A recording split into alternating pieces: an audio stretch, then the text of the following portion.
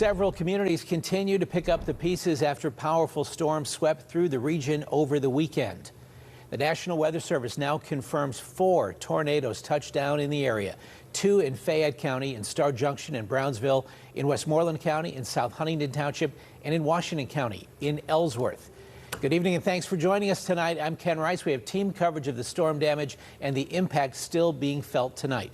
Chris Hoffman is in Washington County, where thousands are still without power. Ray Petlin is looking ahead to the possibility of more storms this week. But first, Krista Rose on the storm aftermath in Westmoreland County.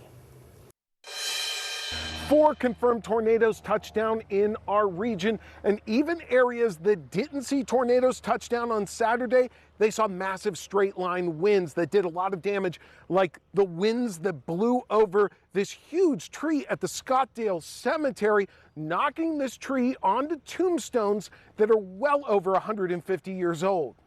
4 tornadoes officially touched down in our region on Saturday. Most have been confirmed as EF1s. The first tornado in the area was near Ellsworth in Washington County. The second touchdown along Boy Scout Camp Road in South Huntington Township, Westmoreland County. The third confirmed tornado touchdown near Star Junction, and the fourth near Brownsville, both in Fayette County. All were in rural areas, but the National Weather Service says they cut a distinctive path with tree damage.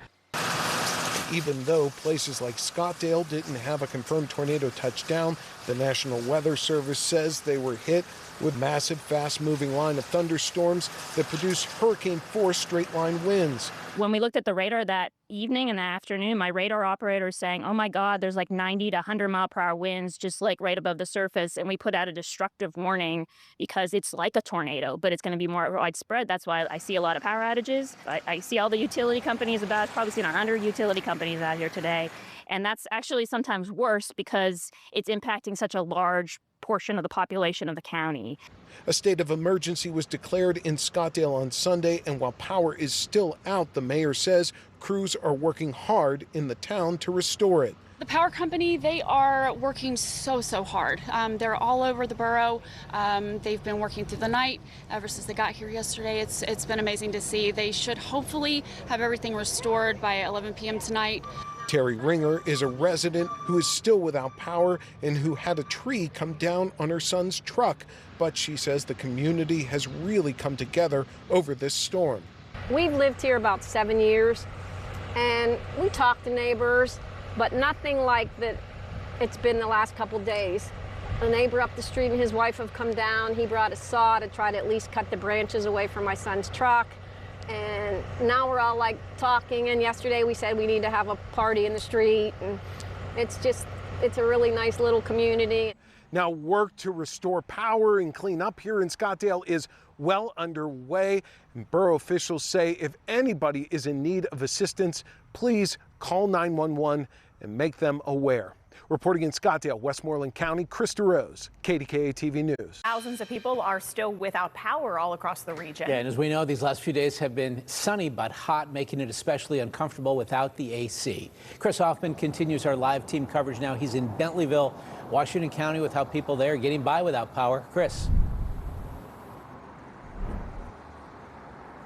Well, Ken, it's certainly not fun. You touched on it right there. It's hot, you have no AC, and if there's not really much wind, you're not getting any air moving through a house, making it not much better. But places like the Bentleyville Fire Department and Social Hall, as well as some other volunteer fire companies, they are working as cooling centers to help people get a place to go to, well, cool off and charge up some of their devices. Monday was a beautiful, albeit hot, day, but it's hard to enjoy for people who have been without power since about 2:30 Saturday afternoon. Power just went completely out right after the monster outburst. Took down trees, knocked down power lines. According to West Penn Power, more than 20,000 customers were without power at some point after trees came down and more than 100 utility poles along with it. Some of the 2,600 workers were out Monday in hopes of getting electricity restored for most people by 11 tonight. I was hoping to be earlier, but probably not. Larry Bostich is one of the thousands still waiting. In addition to no AC, he has no water as he's on a well that needs electricity. He got creative for cooling off, though, and hydrating over the weekend. We went to West Virginia, Wheeling Down, just let's get to see, to kill some time. And Have a couple beverages. But while he is home, he's trying to take it all in stride and stay cool. With ice cold, warm iced tea. For those who do have some power, they are checking on family that is still waiting and trying to help where they can. Family's got to stick with family, that's for sure.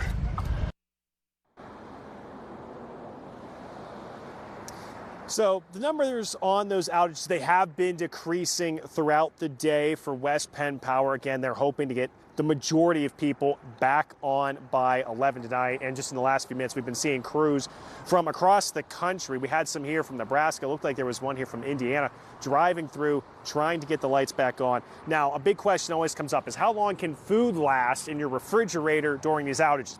According to the FDA, it's 4 hours for your refrigerator. It's about 48 hours for your freezer, and we're certainly hitting that timeline right now. Again, you can view the outages on our website and app. Live in Bentleyville, Washington County, Chris Hoffman, KDKA-TV News. In the meantime, let's check in with First Alert meteorologist Ray Petlin. The last thing anybody wants to hear, Ray, is the chance of more severe weather. No, and that's coming midweek. And I just wanted to update you on the storm count for this year. We had the 4 EF1s, which had winds that range from 86 to 110 miles per hour. But our count for the year is up to 5 because we add in the mid-May tornado that we had confirmed in Preston County, and that adds to it. Hopefully we don't add any more, as we are expecting some strong to severe thunderstorms to show up once we get towards Wednesday night and early Thursday. So late Wednesday, early Thursday is the timing of this next batch where we could see these scattered to numerous thunderstorms coming through, with damaging winds and hail being the main threats. But just like last time, we have to watch for everything when you get a lot set to move through. Most of our temperatures right now are still hanging out in these mid-80s with high humidity attached, so there is that just muggy value to the air, and that's not going to change tonight, but we will add in some clouds, and that's going to keep our temperatures on the warmer side. We're going to bottom out in the low 70s for lows tonight, so it is going to be a warm and steamy night, and that's very unfortunate for those without air conditioning still. Tomorrow, we do run the risk of some rain and thunderstorms, but the severe weather, that's more midweek. We'll take you step by step with Futurecast Plus. Take a look at what you can expect for the weekend and where you'll find some rain there coming up. All right, thanks, Ray. And with that chance for more stormy weather this week, count on KDKA to keep you up to the minute on the changing conditions.